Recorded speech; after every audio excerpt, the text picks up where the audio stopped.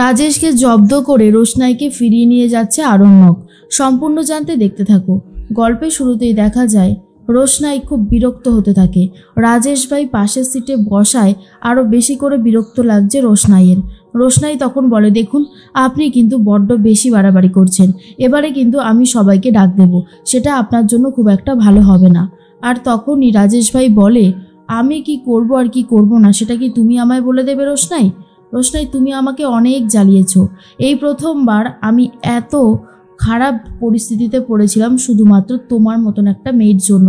প্রথমে তুমি আমাকে বিয়ের পিড়িতে ঠকালে, তুমি বিয়ে না করে পালালে। তারপর যখন তোমাকে কলকাতা থেকে নিতে আসলাম তখনও তুমি আমায় ঠকালে। আর আজ যদি তুমি আমাকে ঠকিয়েছো তাহলে এর শাস্তি তুমি হাতে নাতে পাবে। কথাটা ভালো করে মিলিয়ে নিও, আমি কিন্তু তোমাকে ছেড়ে কথা বলবো না। রোশনাই তখন বলে, আপনার সাথে যাওয়ার আগে আমার যেন মৃত্যু হয়, আমি আপনাকে কোনো দিনও ক্ষমা করতে পারবো না। আপনি কেন এত পড়ে আছেন আমার পিছনে? আমাকে আমার মতন বাঁচতে দিন না, আমি আমার মতন বাঁচতে চাই। আপনার সাথে বিয়ে করার আগে আমি নিজেকে শেষ করে দেব, কিন্তু তবু আমি আপনাকে বিয়ে করব না। রাজেশ ভাই বলে, কেন? আমি কোন দিক থেকে কম আছি যে তুমি আমাকে বিয়ে করবে না? ও, তোমার ওই শহুরে বাবু আরণ্যকের সাথে তোমার এখন লটর পটর চলছে, তাই তো? রোশনাই তখন বলে, স্যারজির সম্পর্কে মুখ সামলে কথা বলুন, আপনি যেটা জানেন না সেটা নিয়ে কথা বলবেন না, মনে থাকে যেন। এর মধ্যে রাজেশ ভাই বলে, এখান থেকে আগে বেনারস যাই, তারপর তোমার অবস্থা কি করে ঘায়েল করতে হয় সেটাও আমি খুব ভালো মতন জানি। এর মধ্যেই আরণ্যক ছোটুকে বলে, শোনো ছোটু, আমাদের হাতে আর সময় বেশি বাকি নেই, বুঝলে? যা করার ঝটপট করে করতে হবে। তুমি এক কাজ করো, তুমি হাওড়া স্টেশন চলে যাও, সেখানে গিয়ে দেখো বেনারস যাওয়ার ট্রেনের ব্যাপারে খোঁজখবর নাও চলে গেছে বা ডিলেতে আছে। আমি তো দেখলাম চেক করে কিছু দেখাচ্ছে না ইন্টারনেটে। আর আমি বাসের দিকটাতে যাচ্ছি, কেমন? আর আমাকে কিন্তু অবশ্যই আপডেট দিও। ছোটু তখন বলে, তুই চিন্তা করিস না বাদশা, আমি তোকে সমস্ত রকমের আপডেট দেবো, তবে হ্যাঁ তুই কিন্তু খুব সাবধানে গাড়ি চালাবি, ঠিক আছে? দেখ এমনি বর্ষা, তার মধ্যে রাস্তাঘাট কিন্তু পিছিল থাকবে, মনে থাকবে তো? বাদশা তখন বলে, ছোটু আমার সব মনে থাকবে, তুমি চিন্তা করো না, সাবধানে যাও। এর মধ্যেই রোশনাই তো ঘুমিয়ে পড়েছে, কিন্তু রোশনাইয়ের ঠিক মতন ঘুমও আসে না। রোশনাই ভাবতে থাকে, স্যারজি কী করছে? স্যারজি কি জানতে পেরেছে যে আমি আর ওই বাড়িতে নেই? সত্যি আমার মনটাও খুব খারাপ লাগছে স্যারজির জন্য, মানুষটা আমার জন্য কম কিছু করেনি। এর মধ্যে আরণ্যক এত জোরে বাইক চালিয়েছে যে বেনারসের বাসটার কাছে পৌঁছে গেছে। আর যেহেতু বাসটা এসি ছিল তাই জানলাগুলো দেওয়া ছিল। আরণ্যক রোশনাই রোশনাই বলে চিৎকার করলেও রোশনাইয়ের কানে সেইভাবে যাচ্ছে না। তারপর আরও জোরে চিৎকার করলে রোশনাই বুঝতে পারে আর পেছনের দিকে তাকিয়ে দেখে যে আরণ্যক চলে এসেছে বাইক নিয়ে। কিন্তু যেহেতু বাসটা উঁচু ছিল তাই আরণ্যক এখনও রোশনাইকে দেখতে পারেনি। আন্দাজেই ডাকছে, যদি রোশনাই থাকে তাহলে হয়তো সাড়া দেবে। আরণ্যক এমনটাই ভেবেছিল। এর মধ্যেই রাজেশ ভাই দেখে নিয়েছে। আর রাজেশ ভাই দেখে নেওয়া সত্ত্বেই তাড়াতাড়ি করে বলে, শোন রোশনাই, আজ আরণ্যককে আমি কোনো গেম খেলতে দেব না, কথাটা ভালো করে মাথায় রেখে দিও, কেমন? আর বলেই দেখা যায় বাসের পর্দাটা একেবারে জানলার সাথে আটকে দেয়, যাতে আর কোনোভাবেই রোশনাইকে দেখার সুযোগ না থাকে। এর মধ্যেই রাজেশ ভাই বলে, এই দেখো এটা কি বলো তো? বন্দুক। আজকে যদি কোনো বাড়াবাড়ি করেছো তাহলে আমি তোমাকে এখানেই শেষ করব, আর তোমার ওই শহুরে বাবুকে, কথাটা যেন মাথায় থাকে। এদিকে আরণ্যককে ফোন করেছে ছোটু আর বলে, বাদশাহ আমি তো স্টেশনেই রয়েছি, এখানে কোনো ট্রেন নেই রে, আর ট্রেন যা ছিল ছেড়ে চলে গেছে, এবার আমি কি করব বল? আরণ্যক তখন বলে, ছোটু তুমি কি আর করবে, তুমি এক কাজ করো, কলকাতা স্টেশনে চলে যাও, ওখান থেকেও ট্রেন ছাড়ে। ছোটু তখন বলে, আমি তোর কাছে আসছি। আরণ্যক বলে, না না আমার কাছে আসতে হবে না ছোটু, আমি একটা বাসের পিছনে ফলো করছি, সেই বাসটা কোনো একটা ধাবায় দাঁড়ালেই আমি গিয়ে ধরবো আর দেখবো যে রোশনাই আছে কিনা, ঠিক আছে? তুমি কলকাতা স্টেশন চলে যাও। ছোটু তখন বলে, বাদশা আমার খুব ভয় লাগছে, আমি তোর সাথে যাই, তুই লোকেশনটা আমাকে পাঠা।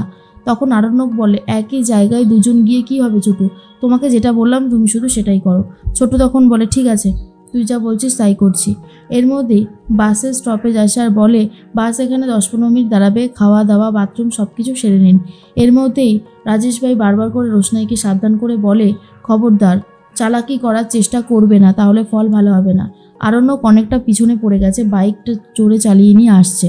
আর অন্যদিকে সুরঙ্গমা আর গরিমা চলে গেছিল রোশনাইয়ের খবর নিতে, আর গিয়ে জানতে পারে রোশনাই চলে গেছে ঠিকই, কিন্তু আরণ্যকও বাইক নিয়ে বেরিয়ে পড়েছে।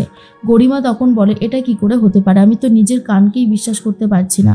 আরণ্যক সারাটা রাত আমার সাথে ছিল, আমরা পার্টি করলাম, হইহুল্লোড় করলাম, আর সকালে জানতে পারলাম যে রোশনাই চলে গেছে, আবার এখন রোশনাইকে খুঁজতে আরণ্যকও বেরিয়ে পড়েছে। আঙ্কেল, এগুলো কি সহ্য করা যায়? আপনি বলুন না। সুরঙ্গমা বলে, সহ্য হবে না, আর আমার সহ্য হচ্ছেও না। এবারে আরণ্যককে একটা ফাইনাল উত্তর দিতেই হবে। তখন মিনি শুনে নিয়েছে রোশনাই বাড়িতে নেই। এর মধ্যেই চিৎকার চেঁচামেচি করা শুরু করে দিয়েছে আর বলে, রোশনাই কোথায়? রোশনাইকে ছাড়া আমি কিচ্ছু করতে পারবো না। রোশনাই কোথায়? তখনই বড় মা বলে, রোশনাই আসবে, তুমি একটু শান্ত হও। এরকম করতে নেই মিনি, এখানে বড়রা আছে না, বড়দেরকে তুমি এরকমভাবে অসম্মান করতে পারো না। সুরঙ্গমা তখন বলে, আপনাদের বাড়ির একটা দোষ আছে, কি বলুন তো? আপনাদের বাড়ির ছেলেমেয়েরা বড়দের কথা শোনে না। এখন তো আমার সেটাই মনে হচ্ছে। আরণ্যককে আপনারা আটকাতে পারলেন না। আপনাদের কি উচিত ছিল জানেন? প্রথম যেদিন ও রোশনাইকে নিয়ে এই বাড়িতে এসেছিল সেদিনই রোশনাইকে এখান থেকে বার করে দেওয়া। তখন বাবলু বলে, সুরঙ্গমা ম্যাডাম, আমরা আপনার কথা বুঝতে পারছি, কিন্তু ভুলভ্রান্তি যা হয়েছে হয়ে গেছে। আপনি দয়া করে আমাদেরকে ক্ষমা করে দিন। সুরঙ্গমা বলে, কি করে ক্ষমা করব? না, কি করে ক্ষমা করব? এখানে আমার মেয়ের জীবনের প্রশ্ন রয়েছে, আর আপনারা এই সমস্ত কথা বলছেন। এর মধ্যেই রোশনাইকে দেখে নিয়েছে আরণ্যক আর বলে, রোশনাই তুমি এখানে কেন এসেছো? তুমি কি নিজের ইচ্ছাতে এখানে এসেছো, নাকি আমার বাবা তোমাকে জোর করে বাসে তুলে দিয়েছে? উত্তর দিচ্ছ না কেন রোশনাইকে রাজেশ ভাই দূর থেকে বন্দুকটা দেখাতে থাকে। রোশনাই আরও বেশি করে ভয় পেয়ে যায় আর বুঝতে পারে এখন যদি আমি হাল ছেড়ে দিই তাহলে কিন্তু স্যারজির বিপদ, তাই আমাকে শক্ত হয়ে থাকতেই হবে। আরণ্যক তখন বলে, কি হলো, উত্তর দিচ্ছ না কেন? রোশনাই তখন বলে, আপনি এখানে কেন এসেছেন? আপনি এখান থেকে চলে যান। আরণ্যক তখন বলে, আমি তোমাকে না নিয়ে ফিরবো না। তুমি এত সুন্দর অনুষ্ঠান করলে, এবারেই তো তোমার কাছে সুযোগগুলো আসবে। আর তুমি কলকাতা ছেড়ে বেনারস চলে যাচ্ছ, ওখানে তোমাকে কে সুযোগ দেবে? তুমি তো আবার সেই একটা খুপড়িতে পড়ে থাকবে। চলো আমার সাথে চলো। ঠিক আছে, তুমি যদি আমার বাড়িতে থাকতে নাই চাও তাহলে আমি তোমার অন্য জায়গায় থাকার ব্যবস্থা করে দেবো, কিন্তু প্লিজ রোশনাই তুমি যেও না। আর রোশনাই তখন বলে, আমি আপনার সাথে যেতে পারবো না স্যারজি, আপনি বোঝার চেষ্টা করুন। আর এর মধ্যেই রাজেশ ভাই চলে এসেছে। রাজেশ ভাইকে দেখার পর আরণ্যক বলে, আপনি এখানে কি করছেন? রাজেশ ভাই বলে, আপনি তো বড্ড বেশি আচ্ছা লোক আছেন, হ্যাঁ? আমার বউকে নিয়ে পালিয়েছেন, আবার চুপি চুপি করে বিয়েও করে নিয়েছেন, আবার এসেছেন এখন নিয়ে যেতে? সেটা তো হবে না। আজ রোশনাই আমার সাথে এই বাসে করেই বেনারসে ফিরবে। আরণ্যক তখন বলে, না, ফিরবে না, ও আমার সাথে ফিরবে, চলো রোশনাই তখন ভয় পেয়ে গিয়ে বলে, না, আমি আপনার সাথে যাব না, আর আমি একাই বেনারসে যাওয়ার জন্য সিদ্ধান্ত নিয়েছি। আপনি চলে যান বাড়িতে, আমি এখান থেকে বেনারসেই ফিরবো। তখন রাজেশ ভাই বলে, ক্লিয়ার বলে দিয়েছে, আর নিশ্চয়ই কোনো অসুবিধা নেই, এবার আপনি আপনার রাস্তায় যান, আমরাও বেনারসের দিকে এগোই। আরণ্যক যেতে দিতে চাই না। রাজেশ ভাই বলে, দেখুন, আপনি যদি এখানে রিয়্যাক্ট করতে থাকেন তাহলে কিন্তু আমিও করতে পারবো। এরপর রোশনাই বারবার করে বলতে থাকে, এদিকে চারিদিকে লোকজন জমা হয়ে যাচ্ছে আর বলে, কি হয়েছেটা কি? তখনই রোশনাই বলে, কিছু হয়নি দাদা। রাজেশ ভাই বলে, দেখুন না, আমার স্ত্রীকে জোর করছে এই লোকটা। আর তখন আরণ্যক বলে, রোশনাই তুমি সবটা ওদেরকে বলে দাও। সবাই জিজ্ঞেস করে, এই ছেলেটা কি তোমার স্বামী, মানে আরণ্যক কি তোমার স্বামী? এটাই বলতে থাকে। তখন রাজেশ ভাইয়ের ওই বন্দুক দেখে রোশনাই বলেন, না, উনি আমার কেউ হয় না। আর এটা শোনার পরেই আরণ্যক পুরোপুরি চমকে যায়।